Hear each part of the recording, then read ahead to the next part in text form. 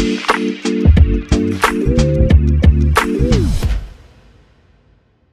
right, hello, and welcome back. Chase Thomas Podcast, taping this on a Tuesday afternoon. One of my favorite NBA writers is here. I'm not going to do the What Up Beck because it's just not the same when it comes from me. Like, it's just that I can't do my Atlanta version of that, my Southern version of it. So I'm not going to try. But here at this time, one of my favorite, like I said, NBA writers, Howard Beck. Howard, good afternoon, sir. How are you? What up, Chase? I can say what up. Yeah.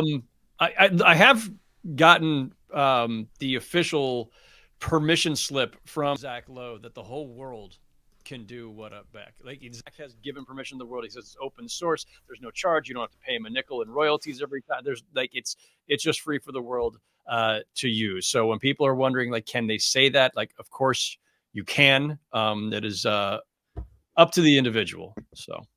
There you go. What does that permeate into your just normal life? Does your wife walk by and like, "What up, Beck?" when you're walking in the door? No, that would be weird. Mm-hmm. But they're all aware of it here at home. I get the occasional random, like if I'm walking a concourse, like NBA game, it's halftime, I'm hungry, I'm just going to go foraging for food on the concourse somewhere, and I'll just get it randomly, and I don't expect it because I'm not on TV. Like I don't know how anybody ever recognizes me, but it happens sometimes. And then I get like this What Up Beck in the middle of a concourse. They'll be like, huh? What? Huh? And like, I'm always startled by it. And I don't know if they're expecting for me to like reciprocate with a What Up Beck or whatever they want. I don't know what they're expecting. But I'm usually so startled that I just be like, oh, hi. And I just look like a dork. Yeah. So that happens. It's happened a couple times here in New York on the subway in my own neighborhood. Like I'll be getting off the subway and someone will out of the blue. And turns out, just obviously hardcore NBA fans and fans of Zach's pod and hopefully some of my stuff. And occasionally you just get it out of the blue, and it's always fine. It's always welcome. Occasionally startling. Is it do they have a follow-up? Cause I always wonder what people like, that's why I'm not usually like, I don't bother folks, even if I recognize them, celebrity writer, whoever. It's just, I have nothing to say. Like, I don't need, like, I got nothing for you. Like, no, you know what? Sometimes it's just that because they're just happy to be able to like say hello, and then they're like, if they follow up with like, hey man, love your stuff or love hearing you on Zach's pod, which is often the case, and you sometimes think, well, what about my pod? That's fine. I don't as long as they're saying something nice, I don't actually get that picky about it, to be honest. But yeah, I hope they also are listening to my podcast or reading my work. But yeah, no, it's always just nice. It's flattering. It's a nice compliment. Like I say, I'm always just surprised that anybody recognizes me because I'm not on TV. I have done some TV, but I don't do a lot of that. I used to do a ton of video when I was at Bleacher Report, the early years there, but that's also a long time ago now. I don't use my own face at my Twitter avatar almost ever. I guess occasionally I have. Is that your wife's book that's your avatar right now? Yes, okay. Absolutely. Do you edit? How does that work as two writers? Do y'all like read your stuff? Like, does she want your input? Because it's like fiction. No. Yeah. no need there. But it's a wonderful book. It's a middle grade fantasy novel. Recommend it to all your listeners, whether it's for themselves, kids, grandkids, nieces, nephews, friends of family, kid down the street, whatever. Buy it for your local library. The Pearl Hunter by Mia T. Beck. Go out and find it at all the places you find books. Is it individual or is it like a series? It's going to be like a full on like universe. It's a standalone at the moment. Okay. So that's all I can say. Ooh, I like that. Well, Howard, we have some NBA stuff that I wanted to pick your brain about here on this very program, because sometimes I need to get away from the Hawks. They lost again last night. Anthony Edwards and company cooked the Hawks. I have some issues with some rotations, and John Collins is like down to like 22% from three with that finger stuff. So it's just, it's sad that like I'm in mourning, Howard, that I'm like, I think he needs to be DMP CD'd from here on out. Like, it's not working. Like, just the spacing doesn't work with him and Capella and Yeka. When you have, it's not gonna work. And if the 3-pointer is not coming back, then John Collins loses a lot of value, because that was a big part of what you're saying is maybe they should put John Collins on the trade block. No, they would never do that. I think they missed the boat. Like, John Collins and what his value was a year and a half ago versus now. Like, if the shot does not come back, John Collins is and I love John Collins, the leader, and play. Like, it's just he's not playable on a good team. I think it'll come back, but I did float this recently. I think this was on Zach's pod, in fact, within the last week, that John Collins must have the current record for most days or consecutive months, seasons, something of being on the trade block. I don't know that anybody could touch it. And they just need to do it already so we can stop talking about potential John Collins trades. I wouldn't hold your breath on that one, Howard. And you know what? Draft night's just around the corner. Yeah. The offseason, obviously it can't happen right now, but there's always June and July. There always is June and July. Well, I have 6 teams that I want to pick your brain about, and the Hawks are one of them. We'll get into them in a little bit later. But I want to get your sentiment on whether or not these franchises are trending up or down. I have my own ideas here, but I think this would be a fun back and forth exercise to kind of figure out where the teams. It's not the obvious aspects, like, the Denver Nuggets, they're trending up. Many are saying the Milwaukee Bucks. I would say there's not really a case against which way they're trending at this point in time. But there are a couple that I thought would be fascinating. The first one I have is the Magic, Howard. Are they trending up? Like, Jonathan Isaac came back for a blip and then he was shut down again. Markelle Fultz starts. Like, Jalen Suggs is interesting-ish off the bench. Like, I love watching Franz Wagner and what he is doing. He's a lot of fun. But I don't know. Are they trending up for you? Is this a franchise that is moving finally in the right direction?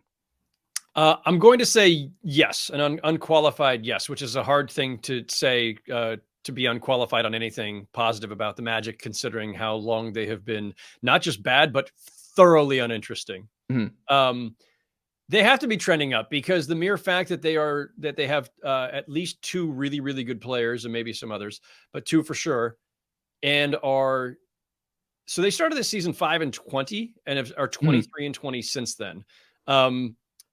Hard to wave off a 25 game sample size at the start, but I'm just saying, like, once they kind of got things rolling and kind of figured out rotation and Banchero got into a flow and everything, 23-20 that's a substantial second season sample size, basically. And considering how long this team has been down, they have to be trending up. They can't trend down any further than they were. They're not. It's not a stark line. It's not like, if we're doing this on a graph, it's not like this massive spike all of a sudden. But the trend line is up. Quick couple of data points here. Last time they had a winning record was the 2018-19 season. That's 4 years ago, and that was 42-40. They were barely over 500, and their leading scorer was Vooch with just under 21 points a game. Before that, the last time you could find a winning season by the Magic was in 2011-12. That was the shortened season, lockout shortened season. So they went 37-29. That's the equivalent of a 46 win season. So that's at least a solid winning record. And that was, of course, Dwight.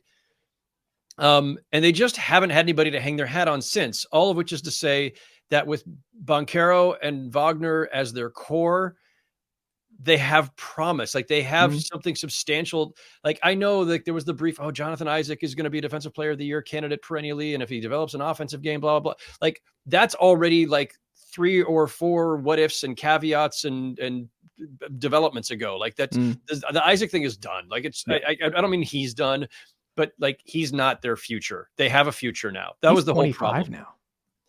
I mean, look, there's still plenty of time for Jonathan Isaac to get his body right and stay healthy. But you're not counting on that, nor do you have to. The point is not to throw dirt on his career. The point is, you have other guys who now represent the future of your franchise, who represent hope, who represent skill, and bankable points and rebounds and assists, and in a functioning foundation. You've got Banchero and Wagner. They're in good shape. They could really use a seasoned, savvy point guard. I know, Fultz has kind of revived his career, but like, it'd be a really fun Fred VanVleet destination. Or I don't know if Mike Conley stays in Minnesota. Could they get Mike Conley? Like, somebody like that, just a consummate leader type, brings everybody together, and can help kind of like, shepherd the young guys a little bit. I think they deserve credit too, because I think they've done, because a lot of these teams that do the full on teardown, it's a lot easier said than done. And I think one of the things that they have an identity, we know exactly what Weltman and company want to build, right? Like we know what kind of guys they're attracting, like they're trying to do the Bucks thing, which I get, but they're actually developing their core pieces. Like Paolo Banchero, he's almost 8 free throws a game as a rookie. Like you watch the Magic, he is decisive. He is intense. He wants smoke. Like he has the makeup of a future star in this league. He's not afraid to shoot. The shot's not there. He's like 30% from 3, but like I look at the free throws with him, and when I watched Magic Jazz the other morning, because just some real NBA sicko behavior at 6:30 a.m. I'm just watching Jazz Magic. Look, Howard, we all have our choices in life, and that was mine one morning this week.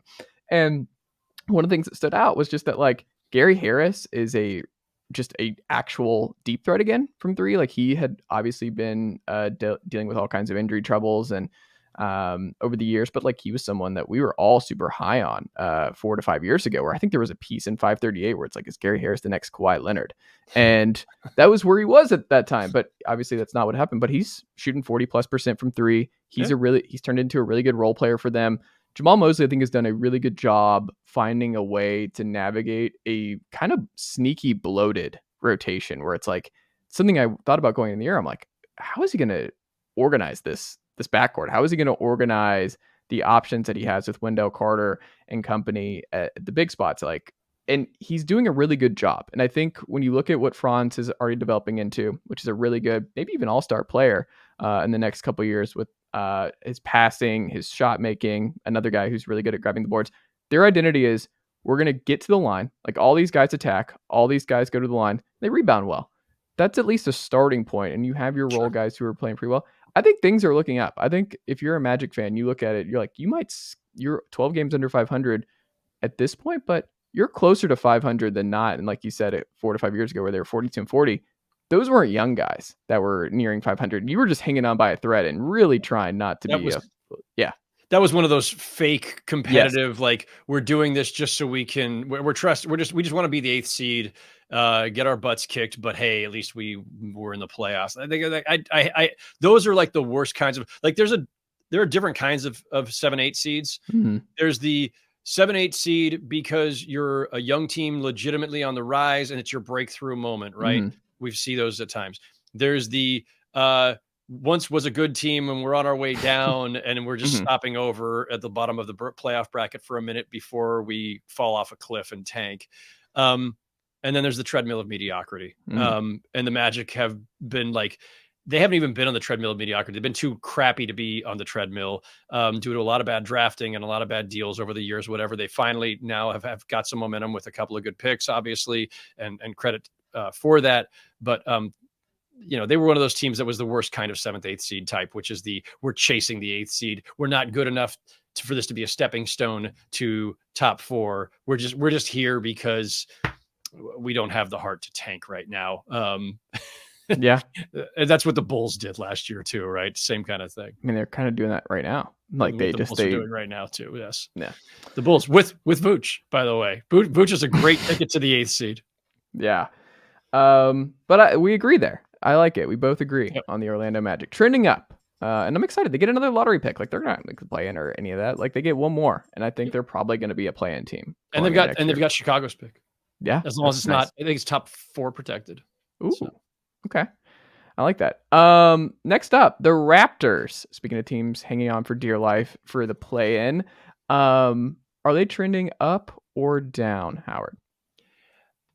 I marked them as unclear, but since the exercise is kind of, either or, I'm going to say up. And the up is kind of a leap of faith because I believe in Masai Ujiri and Bobby Webster in that front office, and they're really smart, and they didn't break it up at the trade deadline. They didn't break it up because they still believe in this roster, or at least some core of this roster, maybe not all of it.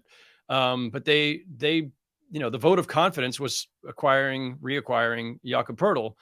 And, I don't know what the next step is, but it seemed clear to me that that's signaling we're not ready for some sort of tear down. We're not going to just like sell off parts. They have questions lingering and decisions to make. Like, are they resigning Fred VanVleet? What will that cost? Assuming he opts out, are they resigning Gary Trent Jr.? Are they, OG Anunoby is not yet in, John Collins territory for most consecutive months, rumored to be traded or rumored to be on the block. But they got to decide about Anunoby. But they clearly have talent there. Like Siakam's really talented and Scotty Barnes is really talented, even if he's had kind of a rough sophomore year, and Anunoby's great. So I'm going to say up because there's enough talent there that they have held on to. They have decisions to make this summer, but it seems pretty clear to me that they are not heading for a teardown. And this front office is, like I say, really savvy. They'll make a couple of smart moves this summer, and they'll be right back in the thick of things. Yeah, I don't know. I'm with you. They're the most unclear to me on this list, where it's like Pascal's an all-star, but he's 28. Like he's still going to be this kind of player if you do a teardown. Like what do you like? I don't know what you do there. Scotty Barnes took a step back this year. His usage is at around 19 to 20. He's not a big just high usage guy. OG Anunoby, not a big high usage guy. Both good players, but it seems like someone's got to be the odd man out. Like you've got to get more playmaking among the three to help Pascal. And Fred VanVleet, it's like one of those this summer we'll see whether or not they made a mistake, not just moving him at the deadline because he can just leave for nothing. And it seems like if I had to hedge against him, the field, or Fred VanVleet staying in Toronto, I would hedge towards he departing. You lose him for nothing. OG, does he get more frustrated and he wants to go be the guy or a bigger opportunity somewhere else? And then suddenly you're forced into that. I don't know. I think the Jakob Poeltl trade was good. I like Jakob, but I think they're kind of a sneaky fighting the inevitable team. And I think if Masai Ujiri was not the GM and the Raptors did not win the title and Nick Nurse was not the head coach, a lot more folks would look at them as like the Bulls or something, where you're like, what are you trying to be here? What are you trying to do? That was a lot of ifs you just threw in there. It's like, that was like fair, but those things obviously all did happen. And it's why I think a lot of us would look at them and still think like, okay, the core of something good is here. And I have the faith in this franchise and in this coach and this front office to fix it. They've done it before, right? Like that track record matters, right?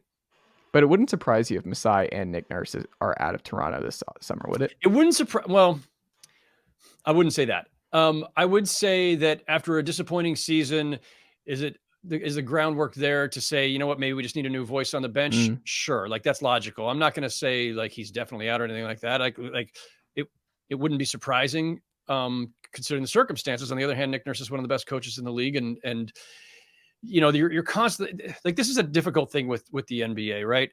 And you've heard this, like I think Larry Bird said this, after he did his 3 years or whatever as Pacers coach, like this is all you can do because after that guy stopped, they start tuning you out, whatever. I think Rick Carlisle maybe has said that before. Meanwhile, Pop is on year 52 or whatever as a Spurs coach. It just depends on circumstances. I'm not sure I believe in the idea that a coach only has so much lifespan with a team. Nick Nurse hasn't lost any of his basketball acumen over the course of this. And if you change out enough of the players, maybe it doesn't matter that, okay, some of these guys weren't responding as well to Nurse anymore. So I don't know about that. On the front office side of it, I don't see any reason at all, unless somebody's going to, make one of those Godfather offers to try to pry loose Masai or Bobby Webster. I don't see where the franchise itself would be proactively trying to change up the front office. Yeah. I'm going to say down. I think one of them is out. Yeah. I don't know which one, but I think one of them's gone. And I don't even think Masai gets fired. Like, I think it's one of those where Masai might just get a grandfather offer from somebody else. Maybe. To run their basketball office. I don't know. Some smart team with a lot of money should do that, frankly. Yeah. If I were running a team and had a lot of money to spend, I would do everything possible to pry loose Masai Ujiri. Yeah, just look at it, be like, are you really certain that Scotty Barnes is going to guide you through this and that he's going to be the guy? Like, are you certain that this is going to go the way you want it to and this is going to be fun?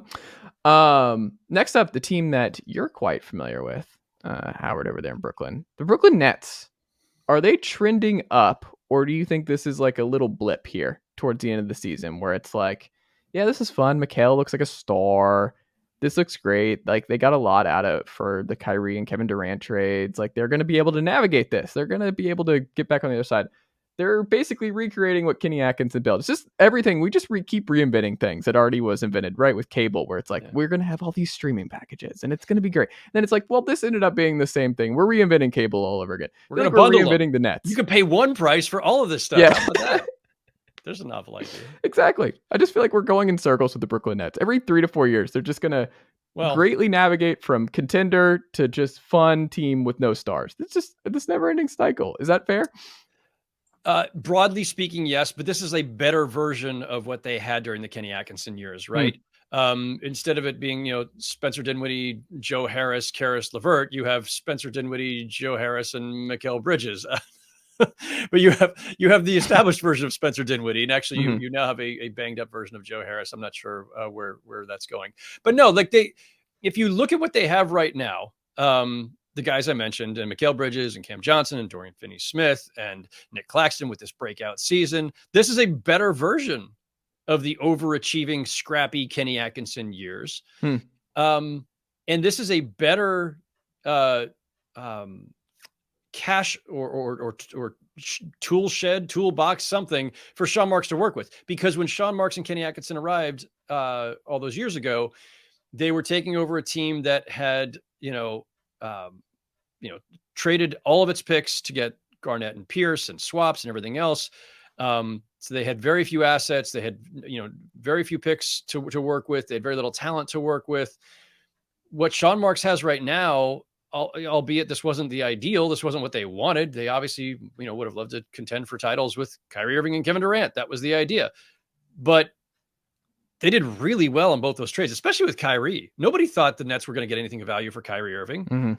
To get Dorian Finney-Smith, Spencer Dinwiddie was a nice payoff. They now have this roster full of 3-and-D guys and, lengthy perimeter, wing players, and a bunch of picks. They got all those Suns picks and Suns swaps. They got a bunch of Sixer picks from the Harden Ben Simmons swap.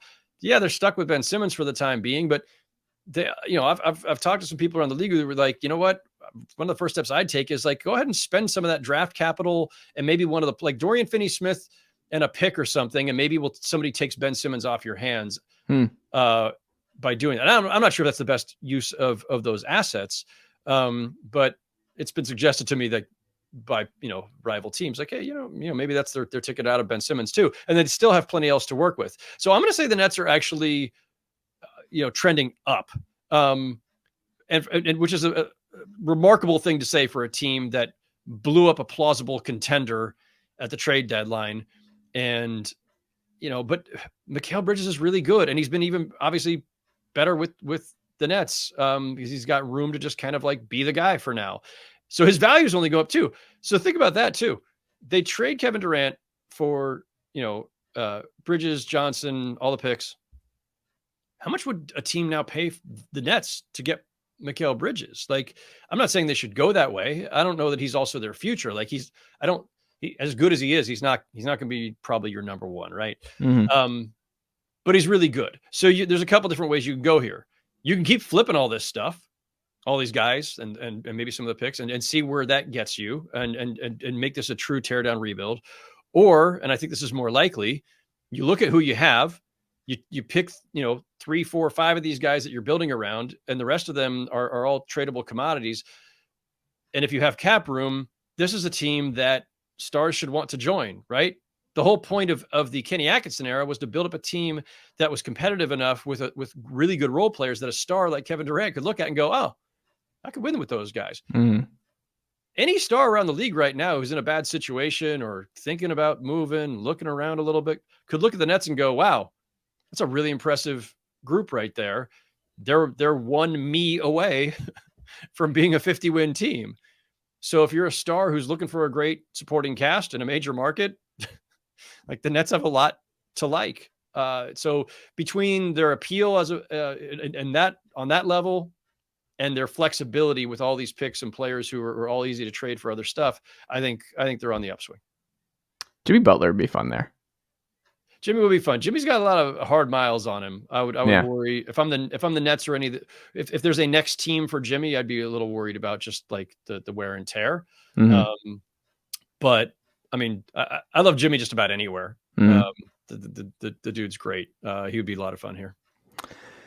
Yeah, I agree. I think they're trending up. I think they have options like Bradley Beal, Jimmy Butler, like whoever it is. I think they're, like you said, they're positioned well. Like Mikail is shooting 48% from three since moving over. Like something crazy. His splits since he got to Brooklyn are bonkers. He's been amazing. And I mean, like you said, they just have great role players everywhere who all know their role. I don't know if we see Ben Simmons again. I wonder if Ben Simmons just retires. Are we sure basketball is for him in March 2023? I'm not. No. Right? Like this is the short answer. Like I don't mean to be like snarky or mean about it at all. I'm just not sure. It's really, I'm not sure it's his calling, as talented as he is and everything else. Like something's missing. Something's off. And I don't know if when I say I don't know if it's fixable, it's not because I think it's not. It's just because I truly don't know. Mm-hmm. And I think that's the question around the league too. Yeah, I'd be interested in his value. It's got to be who was it who said the other day where it's like you got to look at him as a vet minimum player now. I forgot who was it. JJ? I don't remember who it was the other day. Somebody said it, and I don't disagree at all. Like if you were bought out tomorrow, or say this summer, and obviously when you get bought out during a season, you're always picked up for the minimum. But like if you were a free agent on July 1st, what's the most somebody's willing to pay him? I don't even know. Like, yeah. It's a team like Dallas or Miami. It's just like, oh, we'll fix it. Like just come down here. Someone will take a flyer. Someone will try to rehab his career, and maybe they will. Everybody left, Markelle Fultz for Dunn, and the Magic have revived his career pretty well. To reference another former Sixers #1 overall pick who mysteriously seemed to forget how to play basketball. He's fun though. Markelle plays in a totally different world. Like Markelle would be, he's like one of those guys I write down where he's a '90s star. Like he's a 1990 star the way he plays. He's so slow. He's so good inside. Like he's going to play at Markelle Fultz's pace. And that pace is slow. That pace is just the slow crossover. He's going to lull you to sleep. Like he's just in a different era. I just like watching Markelle play because Markelle's just different. Doesn't take threes. The Lakers trending up or down, Howard, because people are like, oh, they're winning basketball games without LeBron. This is awesome. Jared Vanderbilt's great. This is fun. D'Angelo Russell goes head to head against Julius Randle this week, and it looked awesome. Are they trending up or down for you? Up, but only in contrast to where they've been, right? Like if they had this team to start the season, we wouldn't be talking about them in such uncertain terms, right? We would say, oh, they're not great.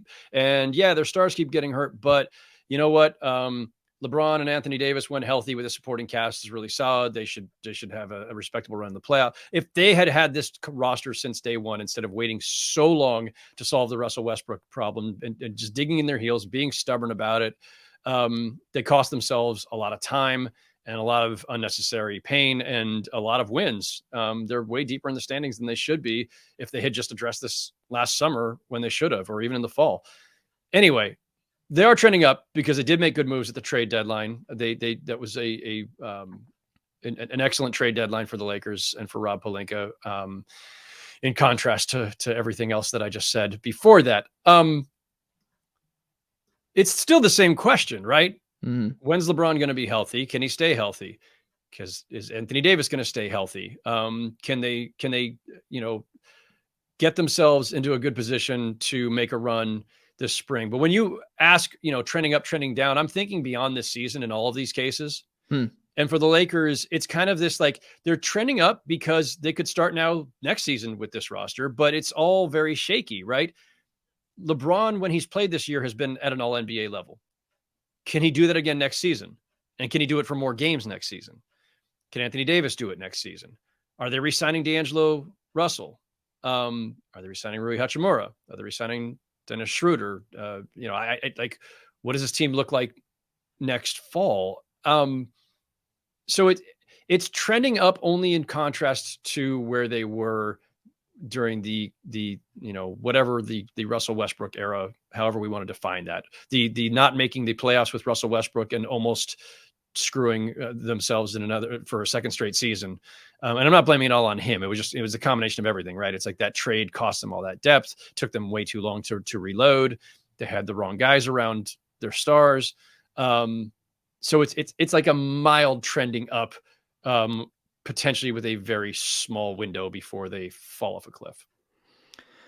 Yeah, it's never great when your two most important players are having foot issues both in the same year. Like that's never great. It's someone who broke his foot the week of his wedding last fall. Oh, sorry to hear that. Yeah, that's Howard.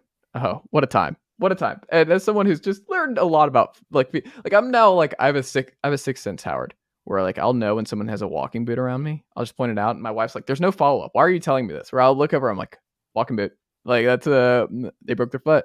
Like it's a useless skill now that I can see. But like I look at it with LeBron, he's been shut down. We're probably not going to see him again until the play-in.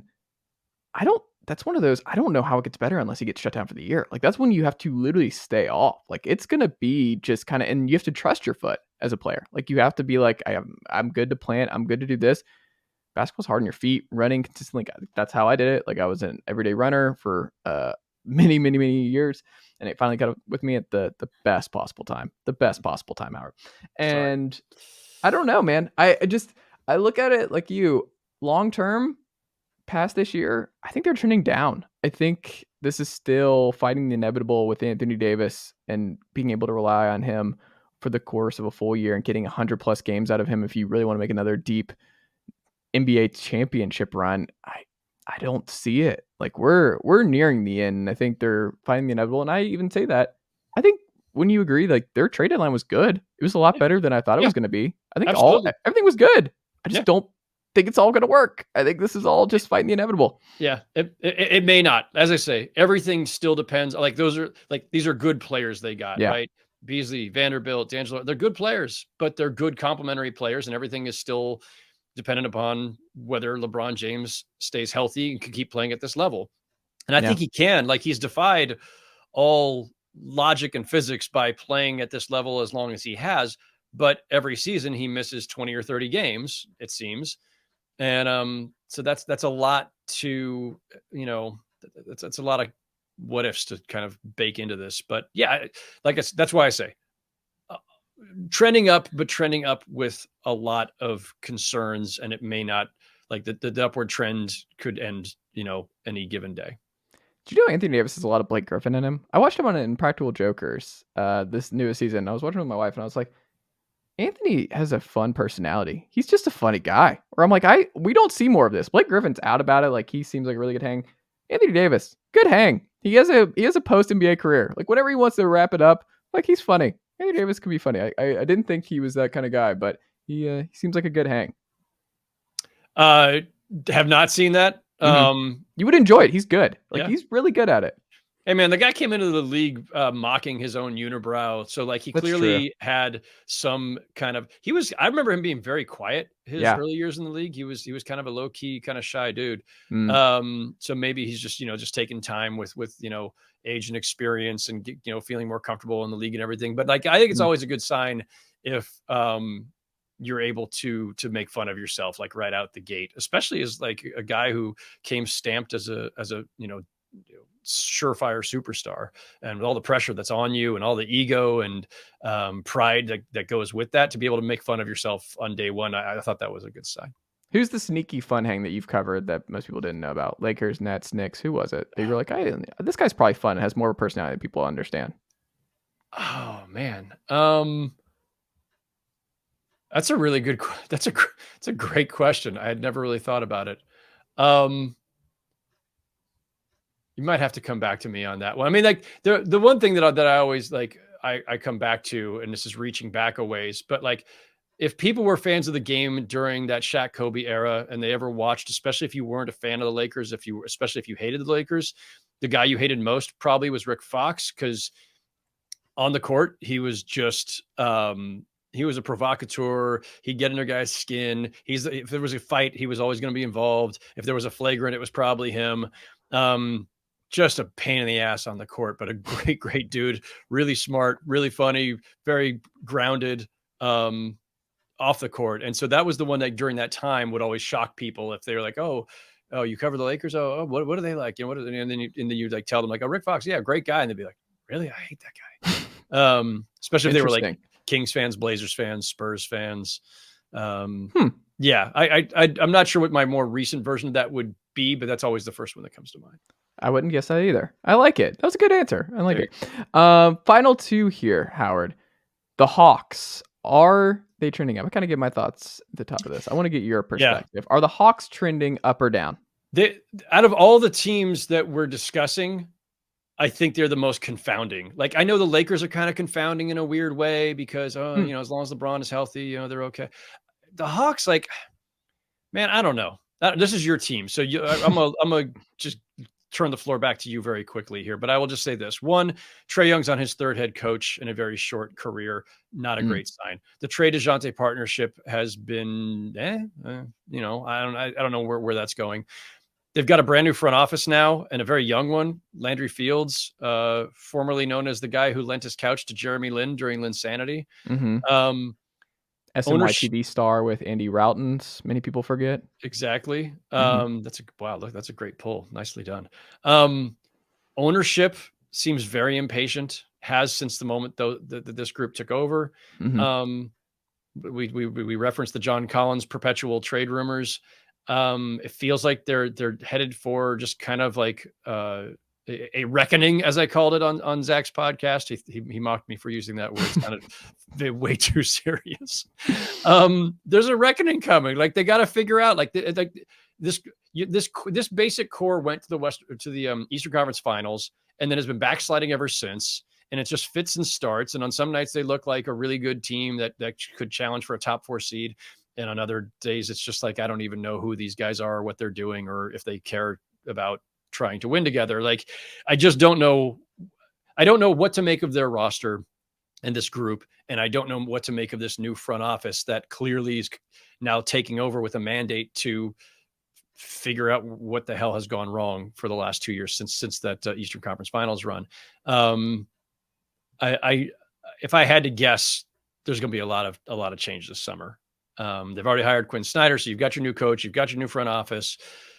Inevitably, the next thing is the roster. So I'm going to say trending down, because usually you have to take a couple steps back to go forward. I also think folks need to understand that, my guess, because of the loss last night and what they have left, they have a pretty tough schedule to wrap up here. I think they're going to be a 7-8 seed, 7 the best case scenario.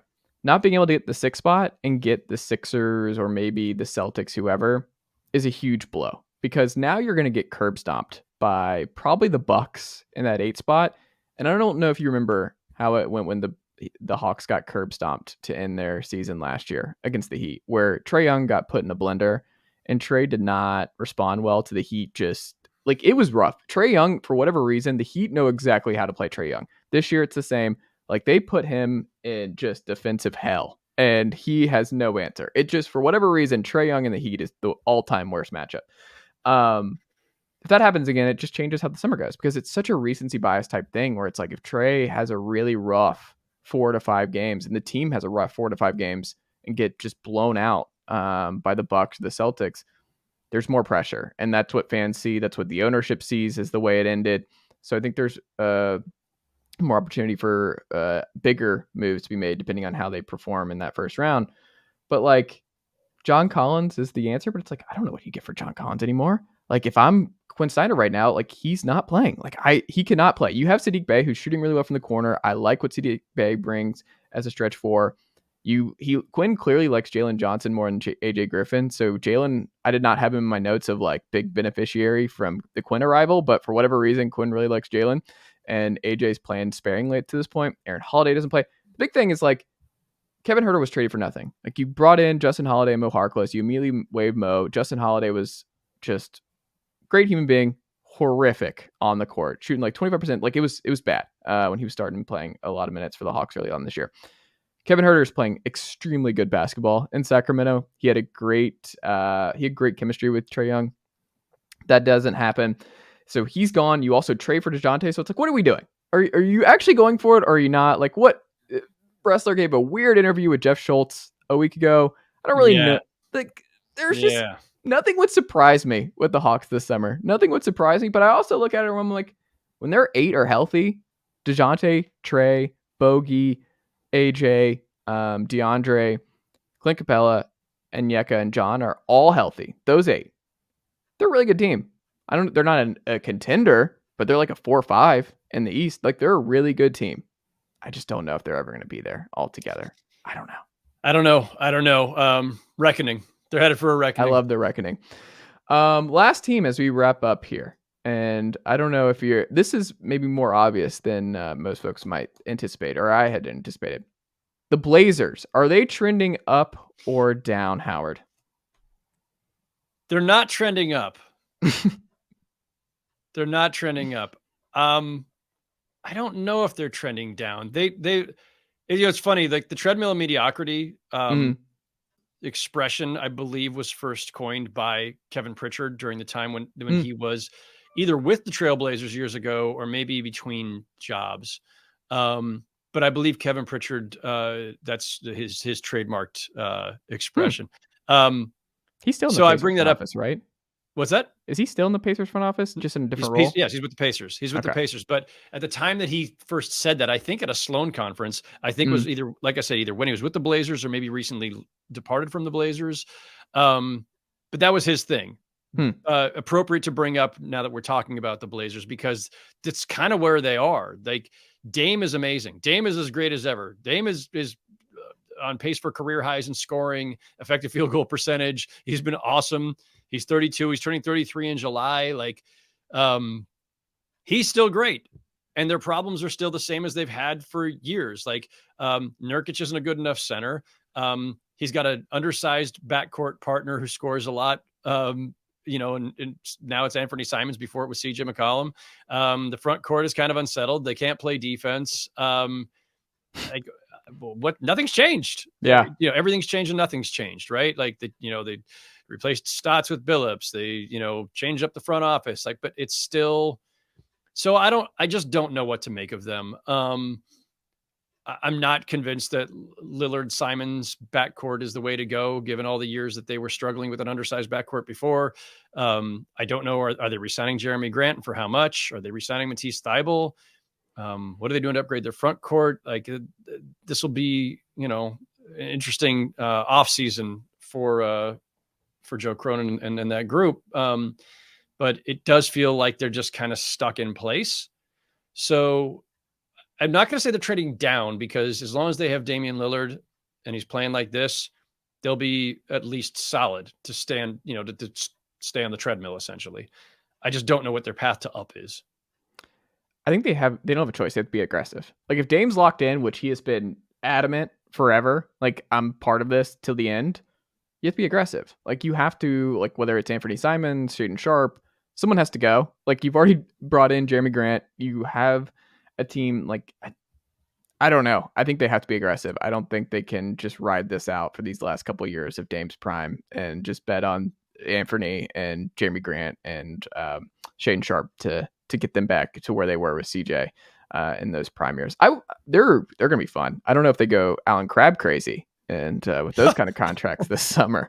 But Turner, I don't know if they go that route, but yeah, I think they're going to have to be aggressive. I don't think you have a choice with Dame locked in. You have to do him a solid. Of course. Yeah. No. It's either that or do the thing that nobody, or that they've never been wanting to do, which is trade Dame. And of course, Dame says, I'm never asking for a trade. And if I'm them, I don't trade him if he doesn't want to be traded. Like I've had this debate with people before. Like it's tough, right? You could make the plausible case, a completely logical case, that their best path forward is to trade Dame while he still has a lot of value, and get a bunch of stuff for him and just start your future now and concede the point. We're never going to build a contender around him. We just can't do it. The path isn't there.